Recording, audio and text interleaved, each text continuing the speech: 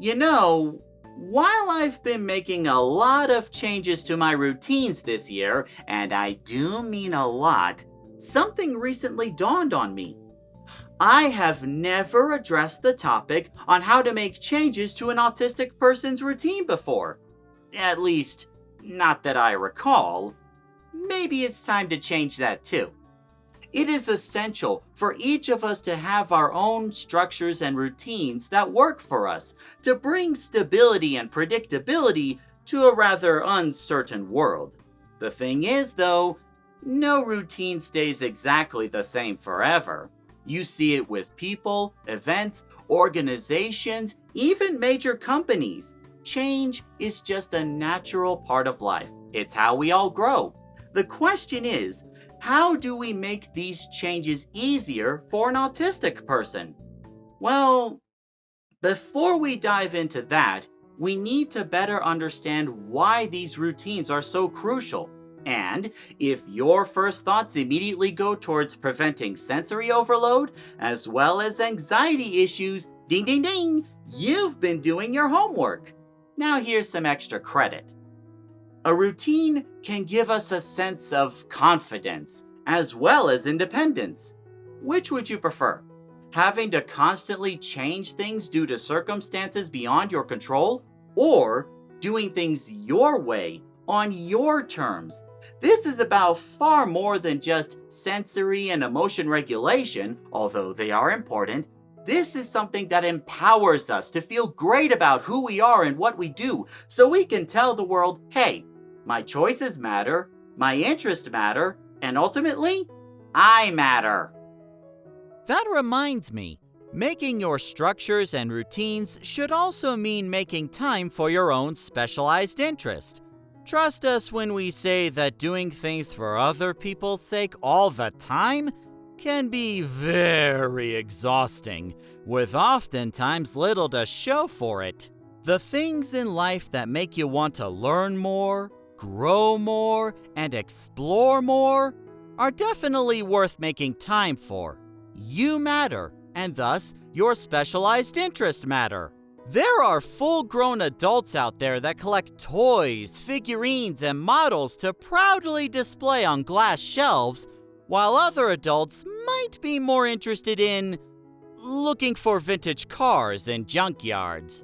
There are those that enjoy playing video games live for others to see, and those that create artistically creative videos that may never go viral.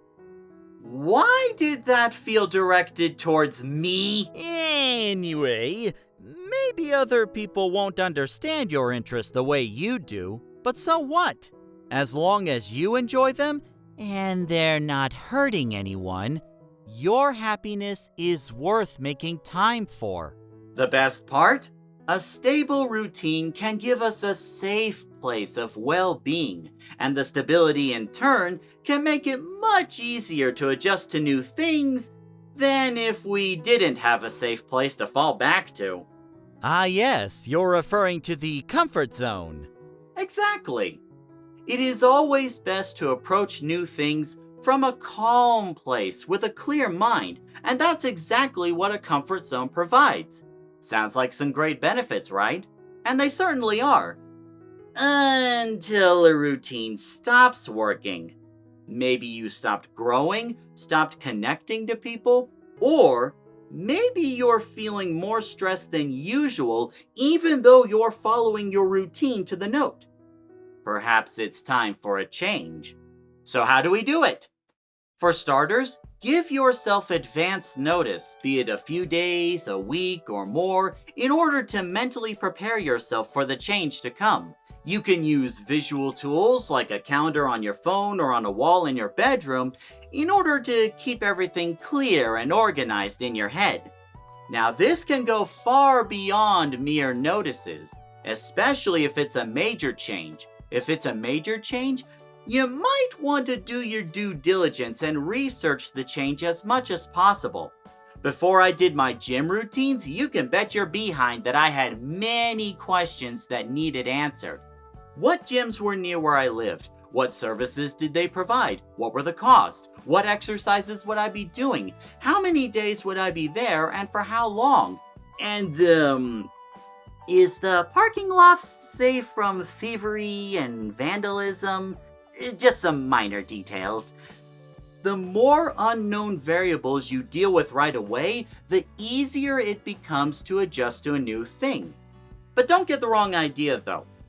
Just because you're trying these new things doesn't mean you take your old routine and throw it completely out the window. No.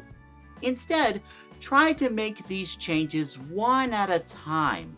Allow yourself to adjust to one new thing before moving on to the next. And besides, you didn't really think I made all these changes overnight, did you? Remember, we are trying to make changes to our routine, not get rid of it entirely. Imagine your comfort zone like a bubble. The way it grows bigger is when we apply more air gently, little by little at a time. Do too much or apply too much force and then, boop, bubble's gone.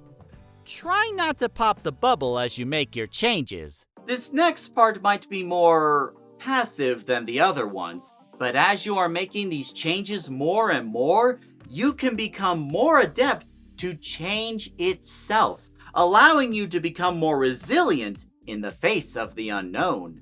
Now, this doesn't mean that you'll never be caught off guard again. Surprise! What I mean is that these are great opportunities to work on your creativity and problem-solving skills, making you more flexible whenever changes come up. One food not available? Have something else. One road blocked off? Go around another route. Adaptability can be an essential life skill to have, but it will only get better if you keep practicing with change. The last bit might go without saying, but just to be safe, I'll say it anyway. Be sure to make time to take breaks here and there. Just because you can be active all the time doesn't always mean that you should. I mean, do you really expect me to be on my feet 24/7? Oh, heck no! There are some moments in life where I just need some me time. Be it taking a nice walk or drive, getting some more sleep, playing video games, not to mention all the animes I want to watch. Don't mind that last part. The times you take off to relax can be just as important as the times you are active. As I said before, it is always best to approach new things from a calm place and a clear mind. So don't forget to pencil in those break times. Wait a minute. Do people even use pencils anymore? I'm not gonna worry about it. That's gonna be all for today's video. I hope you found it helpful and enjoyable, but of course, if you have any more questions or want to share your thoughts on the topic, tell us about it in the comments section below. With that, we have arrived at the end. Thank you for watching, everybody. Like and subscribe if you want to see more, and I will see you next time.